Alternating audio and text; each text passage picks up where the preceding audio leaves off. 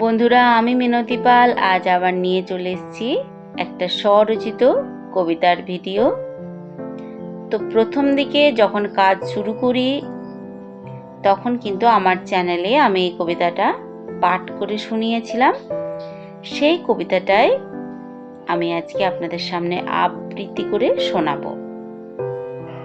তো পুরোটা খুব মন দিয়ে শুনবেন, আর অবশ্যই একটা লাইক দেবেন, মূল্যবান কমেন্টেও জানাবেন যে কেমন লাগলো আপনাদের।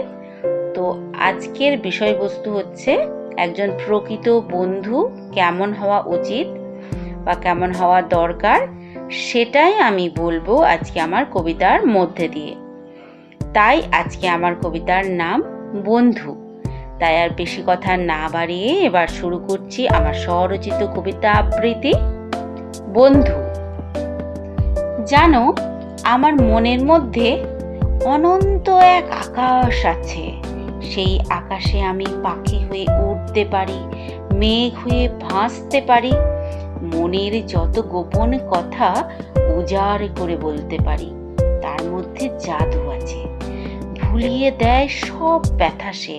তাই তো এত আঘাত পেয়েও প্রাণ খুলে আমি হাসতে পারি, আবার নতুন করে বাঁচতে পারি। তার ঐশ্বরিক ক্ষমতা আছে, হারানো জিনিস ফেরাতে পারে, ভাঙা জিনিস জুড়তে পারে, ভালোবেসে আমার জন্য হাসতে হাসতে মরতে পারে। তারও অনেক দুঃখ আছে, ব্যথা আছে, বেদনা আছে, তাও সব ব্যথাকে লুকিয়ে রেখে আমার সুখে হাসতে জানে।